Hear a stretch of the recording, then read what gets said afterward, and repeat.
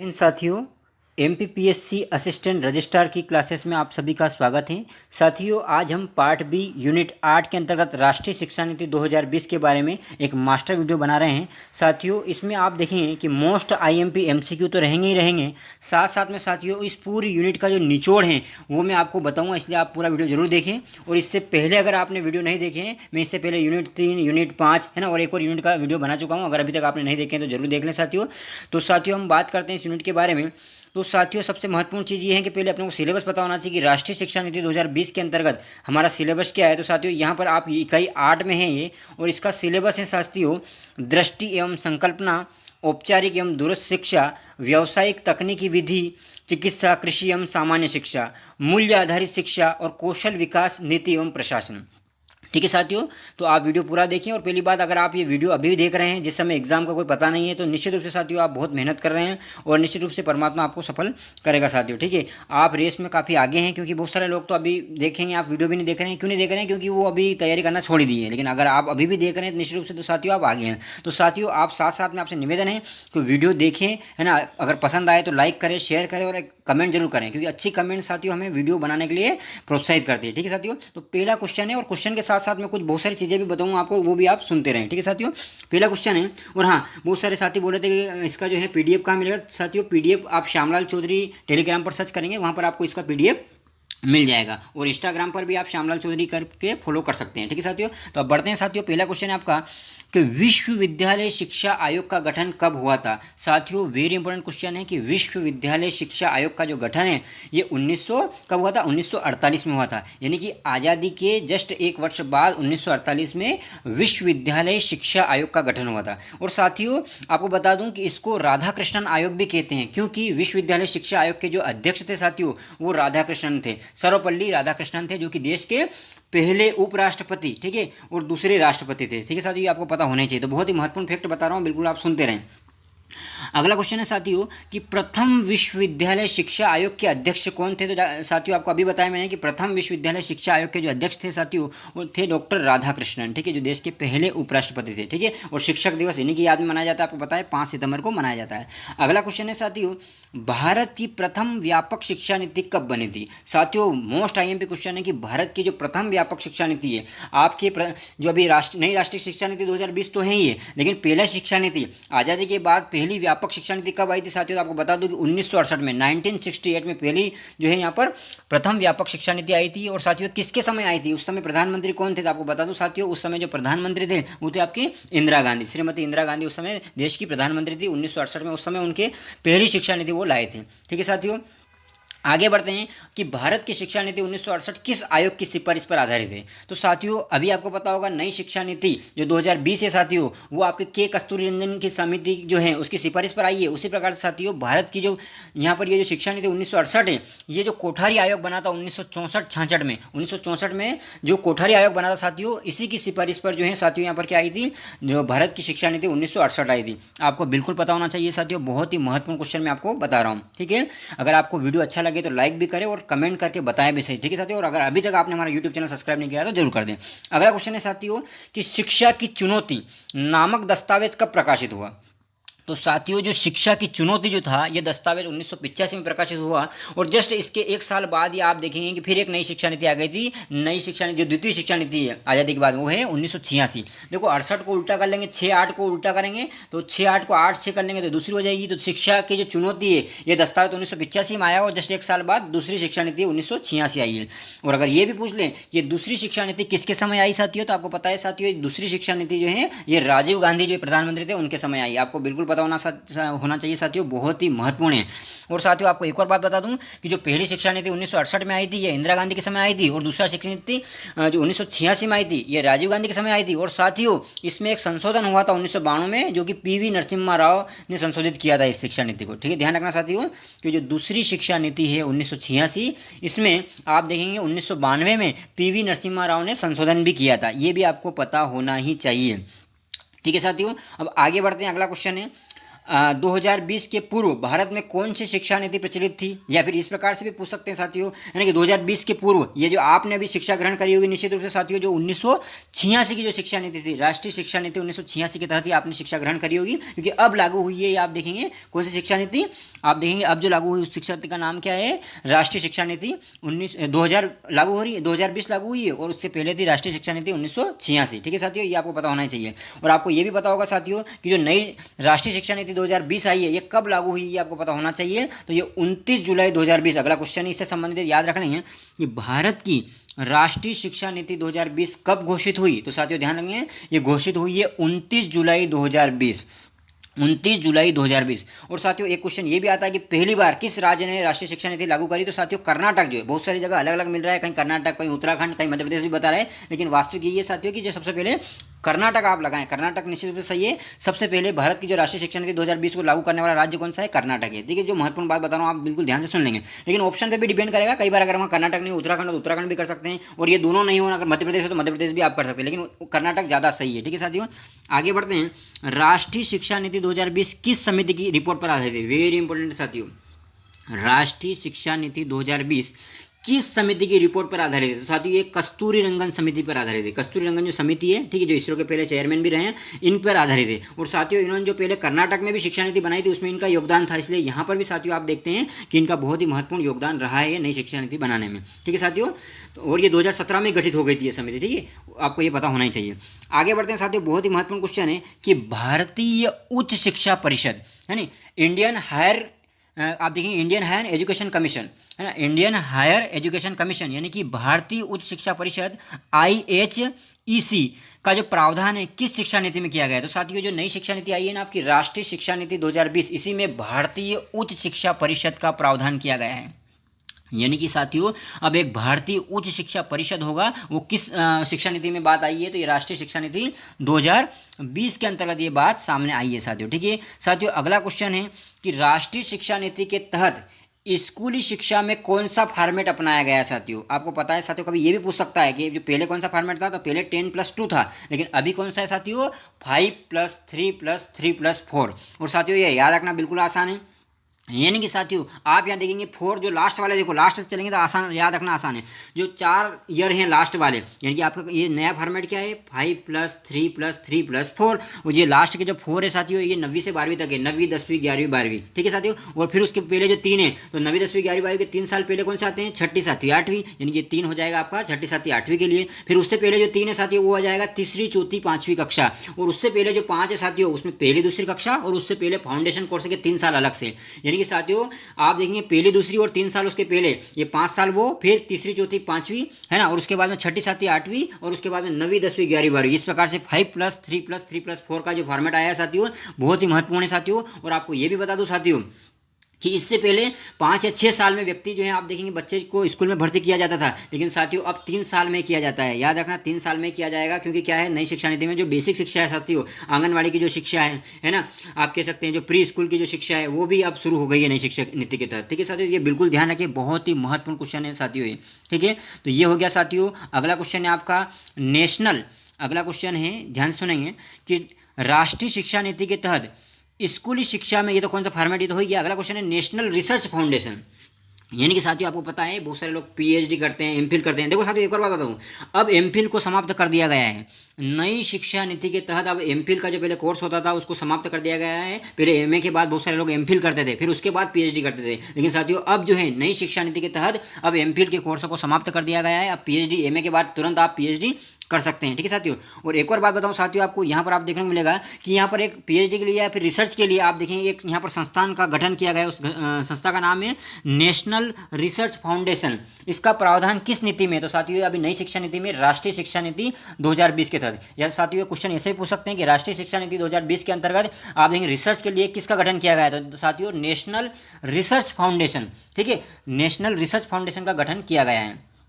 अगला क्वेश्चन है साथियों, राष्ट्रीय शिक्षा नीति 2020 के प्रावधानों के संबंध में एक सही कथन है। तो साथियों आपको यहाँ पर जो एक सही कथन है उसको आपको पहचानना है। ठीक है, 12वें क्वेश्चन में जो एक सही कथन है उसको आपको पहचानना है कि राष्ट्रीय शिक्षा नीति 2020 के प्रावधानों के संबंध में एक सही कथन कौन सा है। अगर आपने राष्ट्रीय शिक्षा नीति 2020 के बारे में सही से समझा है, पढ़ा है, तो आप यहाँ बता पाओगे, नहीं बता पाओगे। तो ये यूपीएससी टाइप क्वेश्चन है, इसमें से आपको बताना है सही कथन कौन सा है। तो साथियों पहला यहाँ पर कथन है कि यह नीति मातृभाषा में प्राथमिक शिक्षा का प्रावधान करती है। तो बिल्कुल सही साथियों, यह नीतियाँ क्या करती है, मातृभाषा में प्राथमिक शिक्षा देने का प्रावधान करती है। यानी कि जो आप देखिए पहली से 5वीं तक की जो कक्षाएं हैं, है ना, ये जो आप कह सकते हैं बेसिक की जो कक्षाएं साथियों, यहाँ पर मातृभाषा में शिक्षा देने का प्रावधान करती है। यानी 5वीं तक तो मातृभाषा में शिक्षा हो ही सही, और अगर हो सके तो 8वीं तक भी हो। यहाँ पर स्पष्ट लिखा हुआ है, आप नई शिक्षा नीति जब पढ़ेंगे तो उसमें बता रखा है कि कम से कम 5वीं तक तो आपको मातृभाषा में शिक्षा देनी है, क्षेत्रीय भाषा में शिक्षा देनी है, लेकिन हो सके तो 8वीं तक आप ये प्रयास करें। ये बात भी बोली गई, ये बिल्कुल ये बात सही है। यहाँ पर बोला है कौन सी बात सही है, तो पहली बात तो सही है। दूसरी बात है कि यह नीति प्राथमिक शिक्षा के लिए अंग्रेजी भाषा की अनिवार्यता को स्वीकार करती है। नहीं, बिल्कुल गलत। अंग्रेजी की अनिवार्यता को स्वीकार थोड़ी करती है, अंग्रेजी की अनिवार्यता को अब समाप्त कर दिया है साथियों। अंग्रेजी की जो अनिवार्य थी अब उसको समाप्त कर दिया गया है, ये भी ध्यान रखेंगे, मतलब स्वीकार नहीं करती है, गलत बात है। अगली बात है, यह नीति संगीत, खेल, योग को पाठ्यक्रम का मुख्य भाग बनाती है। बिल्कुल साथियों, इससे पहले क्या होता था, संगीत, खेल या योग को मुख्य भाग न होकर सहायक भाग मानते थे, लेकिन साथियों अब आप देखेंगे संगीत को, खेल को, योग को पाठ्यक्रम का मुख्य भाग बनाया गया है साथियों। ठीक है, और अगला है, यह नीति शिक्षा को व्यावसायिक रूप प्रदान करती है। नहीं साथियों, अब तो यूँ समझ लो जो कोचिंग वाले हैं, कोचिंग संस्थान ये बंद होने वाली है, इनका सबका काम तमाम होने वाला है, क्योंकि नई शिक्षा नीति में व्यावसायिक रूप को ये प्रदान नहीं करती है, व्यावसायिक रूप को खत्म करने की बात की गई है। ठीक है साथियों, तो यहाँ पर कौन से विकल्प सही होंगे साथियों, तो विकल्प पहला और तीसरा सही है। यहाँ आप देखेंगे पहला सही है कि यह मातृभाषा में प्राथमिक शिक्षा प्रावधान करती है, और एक तीसरा ही है कि यह नीति संगीत, खेल, योग को पाठ्यक्रम का मुख्य भाग बनाती है, और वहीं ये दूसरे जो कथन है वो गलत है। ठीक है साथियों, अगले क्वेश्चन की ओर बढ़ते हैं साथियों, बहुत ही महत्वपूर्ण क्वेश्चन है अगला क्वेश्चन है कि राष्ट्रीय शिक्षा नीति 2020 के प्रावधानों के संबंध में एक गलत कथन कौन सा है। साथियों ये जरूर ध्यान रखिए आप क्वेश्चन पढ़ते समय कि गलत पूछा है या सही पूछा है। अब गलत पूछ रहा है, गलत कौन सा है साथियों, तो 13वें क्वेश्चन में गलत देखेंगे अपन। 13वें क्वेश्चन में तो पहला है कि यह मूल्यपरक शिक्षा को शिक्षा का आधारभूत तत्व मानती है। ठीक है, मूल्यपरक शिक्षा को शिक्षा का आधारभूत तत्व बिल्कुल मानती है साथियों। नई शिक्षा नीति जो है मूल्यपरक शिक्षा पर जोर देती है, तो ये पहली बात तो सही है। और ये पूछ रहा है गलत कौन सा है, तो गलत पहला तो नहीं है। फिर अगले की ओर बढ़ते हैं, दूसरे कथन क्या बोल रहा है, दूसरा कथन बोल रहा है कि यह 9वीं कक्षा से ही विषय विशेष के चयन को अनिवार्य बनाती है।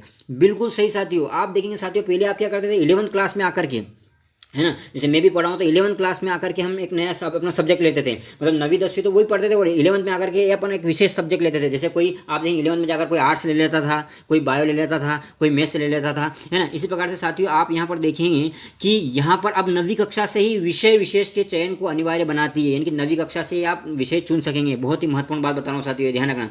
और अगला है, ये 12वीं कक्षा तक विषय चुनने का स्वतंत्रता समाप्त करती है क्या, ये बात बताना है। 12वीं कक्षा तक विषय चुनने की जो स्वतंत्रता थी वो समाप्त करती है, बिल्कुल अब 9वीं में चुन रहे हैं अपन। और एक आपको यहाँ पर बताना है, तो दोस्तों यहाँ पर जो है ये 12वीं कक्षा तक विषय चुनने की स्वतंत्रता समाप्त करती है, ये बात बिल्कुल गलत है, क्योंकि 12वीं कक्षा तक विषय चुनने की स्वतंत्रता आप नहीं रही है, उसको समाप्त नहीं करती, बल्कि आप देखेंगे कि यहाँ पर 9वीं से ही हो गया है। तो ये कथन है, ये कथन गलत है। और इसके अलावा चौथा कथन ये भी गलत है कि यह प्राथमिक शिक्षा के शिक्षण के लिए हिंदी माध्यम अनिवार्य बनाती है। हिंदी माध्यम को भी अनिवार्य नहीं बनाया है, आप कहेंगे क्षेत्रीय भाषा को या फिर मातृभाषा को बनाया है, लेकिन अनिवार्य बिल्कुल नहीं किया है। ठीक है, क्योंकि दक्षिण भारत के बहुत सारे राज्य जो कि विरोध करते हैं, आपको बताइए, इसलिए अनिवार्य बिल्कुल नहीं किया है ना। आप वहाँ का क्षेत्रीय भाषा में बिल्कुल दें शिक्षा, लेकिन अनिवार्य बिल्कुल भी नहीं किया है। तो ये गलत हो गया, तीसरा वाला गलत हो गया, क्योंकि 12वीं कक्षा तक विषय चुनने की स्वतंत्रता समाप्त करती है, ये भी गलत है। और ये चौथा वाला भी गलत है। और आपका यहाँ पर आप देखेंगे कि कौन सा ऑप्शन तो इस प्रकार से आ सकते हैं, कौन सा सही है, पहला, दूसरा, तीसरा, चौथा। आप ये देखें तीसरा और चौथा यहाँ पर गलत है। ठीक है, यानी कि सही कौन सा है आपका, पहला, दूसरा, यानी कि मूल्यपरक शिक्षा का प्रावधान करती है और कक्षा 9वीं से विषय चुन सकते हैं, ये दोनों बातें सही है। अगला क्वेश्चन है साथियों, वेरी इंपॉर्टेंट साथियों, ध्यान रखना कि किस शिक्षा नीति के तहत सर्वप्रथम सकल घरेलू उत्पाद का 6% शिक्षा पर व्यय की सिफारिश की गई है। साथियों बड़ी विडंबना की बात है, आप देखिए कि ये पहली शिक्षा नीति जो थी ना, भारत की आज़ादी की बात की, राष्ट्रीय शिक्षा नीति 1968, वहीं से 6% शिक्षा पर व्यय की बात हो रही है साथियों। और आप देखेंगे 1968 की शिक्षा नीति में भी 6% शिक्षा पर व्यय की बात हुई है, 1986 वाली शिक्षा नीति में भी 6% व्यय पर बात हुई है, और अभी नई शिक्षा नीति 2020 में भी 6% शिक्षा पर व्यय की बात हुई है, लेकिन साथियों अभी तक भारत जो है, अभी आप देखेंगे, अभी वर्तमान में देखें भारत लगभग 4 से 4.5% यानी 4.43% ही लगभग आप देखेंगे लगभग ये क्या कर रहा है, शिक्षा पर व्यय कर रहा है। लेकिन साथियों ये बात तो कभी की हो रही है कि 6% जो हम जो बजट है, भारत का जो बजट है, उस बजट का 6% हम शिक्षा पर व्यय करें, लेकिन ऐसा हो नहीं रहा है साथियों। लेकिन ये कभी क्वेश्चन आ जाए, ध्यान रखना 6% शिक्षा पर व्यय करने की बात यहाँ पर हो रही है साथियों। ठीक है, बहुत ही महत्वपूर्ण क्वेश्चन मैंने बताया आपको साथियों। ठीक है, आगे बढ़ते हैं साथियों। अच्छा, क्वेश्चन कभी ये भी पूछने साथियों आपसे कि ये जो नई शिक्षा नीति है ना, ये कितने साल बाद जो है आई है। देखेंगे आप, जो पुरानी शिक्षा नीति थी, राष्ट्रीय शिक्षा नीति 1986, उसके कितने वर्षों बाद नई शिक्षा नीति आई है। तो साथियों याद रखना 34 वर्ष। कितने? 34 वर्ष। 1986 से आप गिनेंगे तो 2020 में आप देखेंगे कितने वर्ष हो गए, 34 वर्ष पुरानी शिक्षा नीति। ये भी बिल्कुल याद रखिए, बहुत ही महत्वपूर्ण क्वेश्चन है साथियों ये। अगला क्वेश्चन है साथियों, ठीक है, अगला क्वेश्चन है राष्ट्रीय शिक्षा नीति 2020 यह प्रावधान नहीं करती, मतलब कौन सा प्रावधान जो है ये नहीं करती, ये आपको बताना है 15 क्वेश्चन में। तो साथियों पहला है कि ये शिक्षा पर व्यय बढ़ाकर जीडीपी का 6% करती है, बिल्कुल 6% व्यय कर रही है, ये बात तो बिल्कुल सही है। अगला है मानव संसाधन मंत्रालय का नाम शिक्षा मंत्रालय कर दिया गया है। जी हाँ साथियों, ये कई बार चेंज हुआ है, पहले भी मानव शिक्षा मंत्रालय से मानव संसाधन किया था और फिर अभी मानव संसाधन से पुनः शिक्षा मंत्रालय नाम रख दिया गया है साथियों, याद रखना। अब मानव संसाधन मंत्रालय का नाम बदलकर शिक्षा मंत्रालय कर दिया गया है, वेरी इंपॉर्टेंट है, याद रखना साथियों। और आप सभी कमेंट में बताएंगे कि अभी भारत के शिक्षा मंत्री कौन है, अभी भारत के शिक्षा मंत्री कौन है, ये आप कमेंट करके बताएंगे साथियों। ठीक है, अगला क्वेश्चन है साथियों, 2030 तक सकल नामांकन अनुपात बढ़ाकर क्या 80% कर दिया गया है। बिल्कुल गलत है साथियों। आप देखेंगे 2030 तक जो स्कूलों का जो सकल नामांकन अनुपात है वो साथियों 100% करने का लक्ष्य रखा गया है। अब देखते हैं साथियों, लक्ष्य तो रख लिया गया है, लेकिन क्या देखते हैं कि क्या 2030 तक हम सकल नामांकन अनुपात स्कूलों में, मतलब आप देखेंगे जो स्कूल में जो अनुपात है, सकल नामांकन जो अनुपात है साथियों, क्या उसको अपन 100% पर ला सकते हैं। तो यहाँ पर लक्ष्य रखा गया है कि 100%, यानी कि साथियों हमने लक्ष्य रखा है कि 2030 तक प्रत्येक बच्चा स्कूल जाएगा, 100% बच्चे स्कूल जाएंगे। तो ये कब तक रखा है साथियों, 2030 तक ये लक्ष्य रखा है। बिल्कुल आप याद रखें साथियों, बहुत ही महत्वपूर्ण जो है ये आपके लिए क्वेश्चन है। अगला क्वेश्चन है साथियों, अगला क्वेश्चन है, याद रखेंगे तो इसमें से कौन सा गलत है, यही बस सी वाला गलत है, क्योंकि इसमें 80% बताया जबकि 100%। ठीक है, अगला क्वेश्चन है साथियों, राष्ट्रीय शिक्षा नीति 2020 में दूरस्थ शिक्षा के लिए कौन उत्तरदायी बताया गया है। तो साथियों दूरस्थ शिक्षा के लिए कौन उत्तरदायी है ना। दूरस्थ शिक्षा समझ रहे हो ना साहब, घर पर बैठकर ही आप शिक्षा ले सकते हैं। पता चला दिल्ली में पढ़ा रहे हैं और आप घर बैठ के पढ़ रहे हैं ना, ओपन स्कूल जो है वो बहुत सारे ओपन स्कूलिंग जो है, ओपन लर्निंग जो है, इसकी बात हो रही है। तो राष्ट्रीय शिक्षा नीति 2020 में दूरस्थ शिक्षा के लिए कौन उत्तरदायी बताया गया है। तो साथियों एक तो national institute of open learning और एक स्टेट ओपन स्कूल, ये दोनों ही आपके आंसर हो जाएंगे। ये दोनों ही क्या है, दूरस्थ शिक्षा के लिए, ओपन लर्निंग के लिए उत्तरदायी ठहराए गए हैं। एक तो है national institute of open learning और एक है स्टेट ओपन स्कूल। ठीक है साथियों, ये दोनों ही हो जाएंगे। अगर अभी तक आपने हमारा यूट्यूब चैनल सब्सक्राइब नहीं किया तो साथियों जरूर करें, बहुत मेहनत लगती है साथियों इन वीडियो को बनाने में, पीडीएफ बनाने में। ठीक है, अगला क्वेश्चन है साथियों, किस पुस्तक में 64 कलाओं का ज्ञान विषयक उल्लेख है। साथियों ये नई शिक्षा नीति में भी ये उल्लेख है कि एक ऐसी पुस्तक आई है, पहले आप देखेंगे प्राचीन काल में, जिसमें 64 कलाओं का ज्ञान विषय उल्लेख था। तो ये साथियों कादम्बरी। क्योंकि साथियों आपको बता दूं कि जो नई शिक्षा नीति है ना, पहले क्या होता था कि कोई व्यक्ति अगर आर्ट्स से ले लिया तो फिर उसको आर्ट्स के सब्जेक्ट ही पढ़ने पड़ते थे, कोई इसने साइंस ले लिया तो साइंस के सब्जेक्ट ही पढ़ने होते हैं। लेकिन साथियों आपको बता दूं नई शिक्षा नीति में एक अच्छी बात ये है कि अब साइंस पढ़ने वाला विद्यार्थी भी आर्ट्स के सब्जेक्ट ले सकता है। यानी कि आप फिजिक्स केमिस्ट्री में से तो पढ़े ही पढ़ें, अगर आपकी इच्छा है कि यार मैं आर्ट्स में इतिहास पढ़ लूँ, मैं भूगोल पढ़ लूँ, तो आप वो पढ़ सकते हैं। और ये बिल्कुल जरूरी था साथियों, क्योंकि आप किसी को बांध कर नहीं रख सकते कि आप इसी फील्ड में, यानी कि आप देखेंगे साथियों बहुमुखी प्रतिभा के धनी आप कह सकते हैं अब बनेंगे विद्यार्थी, क्योंकि उनको ऐसा शुरू से ही सिखाया जाएगा। तो साथियों यहाँ पर 64 कलाओं का ज्ञान विषय को उल्लेख एक कादम्बरी में आया है। ठीक है, कादम्बरी में आया है, बिल्कुल ध्यान रखना, एक पुस्तक है कादम्बरी, उसमें आया है, याद रखेंगे आप। किस पुस्तक में 64 कलाओं का ज्ञान विषय को उल्लेख आया है, तो वो किस में आया है साथियों, वो कादम्बरी में आया है। बिल्कुल महत्वपूर्ण है साथियों। आगे बढ़ते हैं साथियों, अगला क्वेश्चन है आपका, राष्ट्रीय शिक्षा नीति 2020 में परंपरागत ज्ञान को शिक्षा के किस शीर्षक के तहत समाहित किया गया है। ध्यान रखना साथियों, परंपरागत जो ज्ञान है, यानी कि भारत का जो परंपरागत ज्ञान है, आपको पता है भारत आज से नहीं, भारत विश्व गुरु पहले से रहा है। आप देखेंगे भारत में पहले तक्षशिला विश्वविद्यालय, नालंदा विश्वविद्यालय,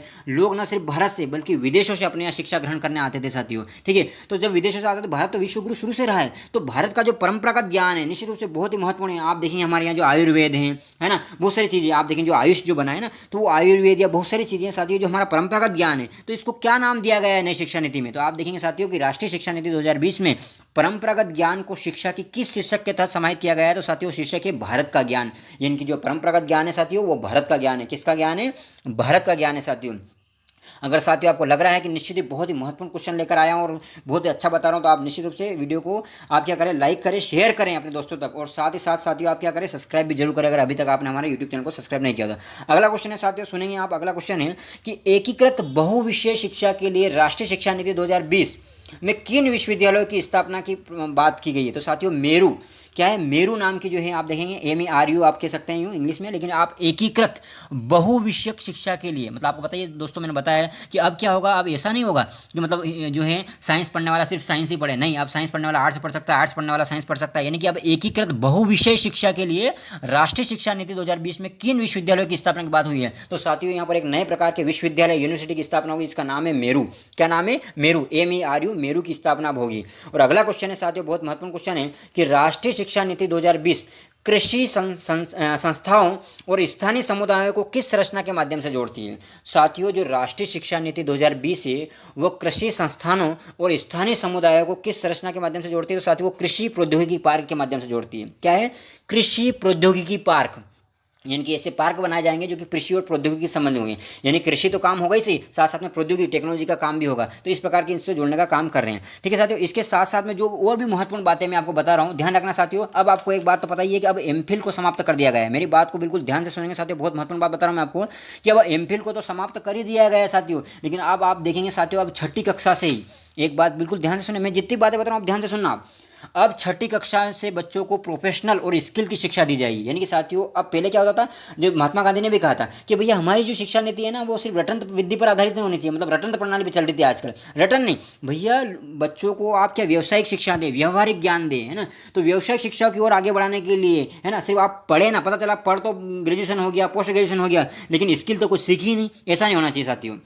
हमें स्किल भी सीखना चाहिए। इसलिए अब क्या कर दिया, अब छठी कक्षा से ही बच्चों को प्रोफेशनल और स्किल की शिक्षा दी जाएगी। यानी कि स्थानीय स्तर पर इंटर्नशिप भी दी जाएगी उनको, है ना। अगर कोई किसी का इंटरेस्ट है कुछ बनाने में, तो उसको फिर उस काम में भी उसको स्किल दी जाएगी, है ना। किसी मतलब हर प्रकार का चीज़ें, अगर किसी का इंटरेस्ट है कि मोटर बनाने में, है ना, किसी कुछ अलग अलग क्षेत्र में जिसका इंटरेस्ट, किसी संगीत में इंटरेस्ट है, किसका कायम किसी डांस में इंटरेस्ट है, तो साथियों उनको उससे संबंधित जो आप देखेंगे स्थानीय स्तर पर इंटर्नशिप दी जाएगी और उन्हें प्रोफेशनल स्किल भी दी जाएगी साथियों, है ना। ये काम अब साथियों अब होगा। और अब विषय को कब से चुनेंगे, नवीं कक्षा से ही आप विषय चुन सकेंगे साथियों, वो है ना। अब ऐसा नहीं होगा, अब आप देखेंगे साइंस के साथ में आर्ट्स, आर्ट्स के साथ साइंस का कुछ भी चुन सकते हैं। ठीक है साथियों, ये कुछ महत्वपूर्ण बातें मैं आपको बता रहा हूँ साथियों, आपसे निवेदन है कि आप बिल्कुल ध्यान से सुने, है ना, बहुत ही महत्वपूर्ण बातें हैं।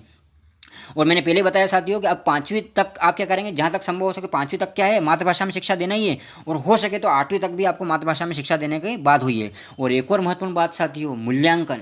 अब अभी ये वो चैप्टर पढ़ाऊंगा मैं आपको मूल्यांकन वाला, है ना, यानी कि जो शिक्षण अभिक्षमता है ना, शिक्षण अभिक्षमता और शोध अभिक्षमता, बहुत ही महत्वपूर्ण चैप्टर है साथियों, नेट JRF में बहुत आता है, उसमें अभी अगला फिर पढ़ाऊंगा उसको। लेकिन अभी साथियों आपको बताऊं मैं कि यहाँ पर पहले मूल्यांकन क्या होता था, शिक्षक ही मूल्यांकन करते थे विद्यार्थियों का मूल्यांकन सिर्फ शिक्षक करते थे। लेकिन साथियों अब मूल्यांकन का 3 स्तरीय आकलन होगा। यानी कि अब विद्यार्थी स्वयं भी अपना आकलन करेगा, उसका सहपाठी भी आकलन करेगा, और साथ साथ में शिक्षक भी आकलन करेंगे। यानी कि साथियों कौन विद्यार्थी कितना पढ़ रहा है, तो वो खुद तो जांच करेगा ही सही, उसके आसपास वाले जो साथी हैं, उसके क्लासमेट है, वो भी जांच करेंगे, और साथ साथ में शिक्षक, यानी कि त्रिस्तरीय अब क्या होगा साथियों, आपका मूल्यांकन होगा।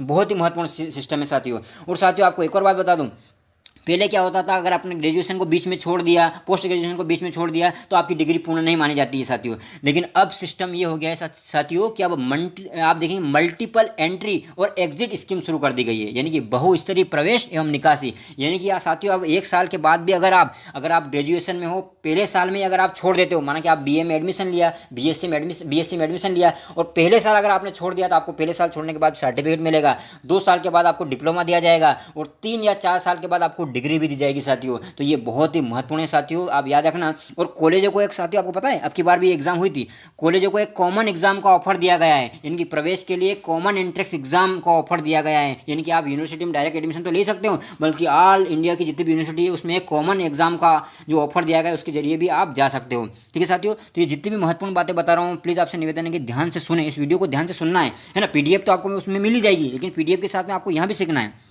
ठीक है।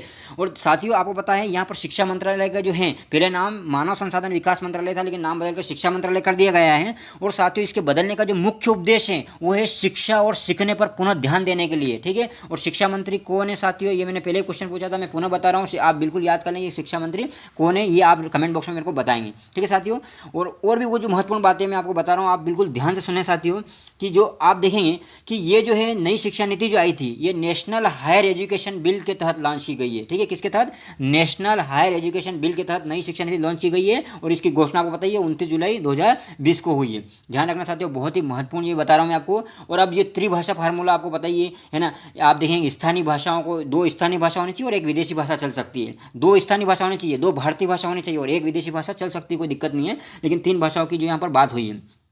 स्कूलों में मैं पहले बता दिया है, जो आपका ग्रोस एनवायरमेंट रेशियो है यानी कि GER यानी कि सकल नामांकन अनुपात है, वो 2030 तक 100% लाने का है। ठीक है, याद रखना कितने तक लाने का है, 100% लाने का है। ये स्कूलों की बात कर रहा हूँ साथियों में, है ना, कॉलेजों की बात नहीं कर रहा हूँ, कॉलेजों में तो ये अभी संभव नहीं है, लेकिन ये स्कूलों की बात कर रहा हूँ। ठीक है साथियों, बहुत ही महत्वपूर्ण बात बता रहा हूँ। हाँ, अगर पूछ ले आपके अगर कॉलेज में या हायर एजुकेशन में कितना GER लाने की बात हो रही है, तो ध्यान रखना साथियों, आप देखेंगे जो सकल नामांकन अनुपात है वो 2035 तक 50% लाने का अनुपात, यानी कि आप देखेंगे साथियों अपना ये लक्ष्य है कि 2035 तक हर व्यक्ति जो पहली में कक्षा में जो लेता है ना एडमिशन, उसमें से 50% बच्चे जो हैं कॉलेज में भी एडमिशन ले, है ना, कॉलेज में भी ये लक्ष्य रखा है अपने कि 2035 तक जो हम क्या करेंगे कि 50% जो हैं जो आपने कहेगा विद्यार्थी हैं उनको क्या करना है, कॉलेज में एडमिशन लेना है, ये अपना लक्ष्य रखा है ना, वो मतलब उच्च शिक्षा भी ग्रहण करें।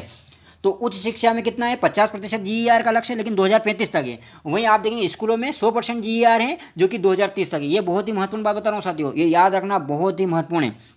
ठीक है साथियों, तो ये बहुत महत्वपूर्ण बात बताइए। इसके साथ साथ मैं आपको बता दूं साथियों, आपको एक चीज़ और बता दूं कि आप देखेंगे कि यहाँ पर साथियों बहुत सारी चीज़ें जो हैं यहाँ पर देखने को मिलती है। यहाँ पर मैंने बताया आपको एकीकृत बहुविषयक शिक्षा के लिए क्या है, मेरू की बात हुई है ना, मेरू जो है ये क्या करेगा, बहुविषयक शिक्षा और शोध विश्वविद्यालय की जो स्थापना इसके बारे में बात आई है। और वहाँ पर जो कादम्बरी की बात करी थी जिसमें 64 कला का ज्ञान है, वो किसकी पुस्तक है ये भी आपको पता होना चाहिए, वो बाणभट्ट की पुस्तक है साथियों। किसकी पुस्तक है? बाणभट्ट की कादम्बरी, ये भी पूछ सकते हो। उसमें 64 कलाओं का ज्ञान है। इसकी बात क्यों आई नई शिक्षा नीति में? क्योंकि अलग अलग कलाओं का ज्ञान भी बच्चों को होना चाहिए, ना सिर्फ साइंस पढ़ रहा है तो साइंस का, साइंस पढ़ रहा है तो उसको आर्ट्स का ज्ञान हो, है ना। देखो आप क्या कर रहे हैं, जो IAS की तैयारी कर रहे हैं, जो MPPSC की तैयारी कर रहे हैं, आप देखेंगे उनको हर फील्ड का नॉलेज होता है और हर फील्ड का नॉलेज बहुत आवश्यक है, जरूरी है साथियों। ठीक है। और साथियों एक और बता दूं आपको मैं कि जो हमारे SDG यानी कि आप देखेंगे कि हमारे जो गोल रखे गए हैं, सतत विकास लक्ष्य, है ना, सस्टेनेबल डेवलपमेंट गोल, आपको पता है 2015 में हमारे यहाँ पर जो सस्टेनेबल डेवलपमेंट गोल घोषित किए गए हैं, आप देखेंगे विश्व स्तर पर हैं ये, तो इसमें आप देखेंगे 17 लक्ष्य हैं। कितने लक्ष्य हैं? 17 लक्ष्य हैं, जिनको 2015 से 30 के बीच में अपने को प्राप्त करना है।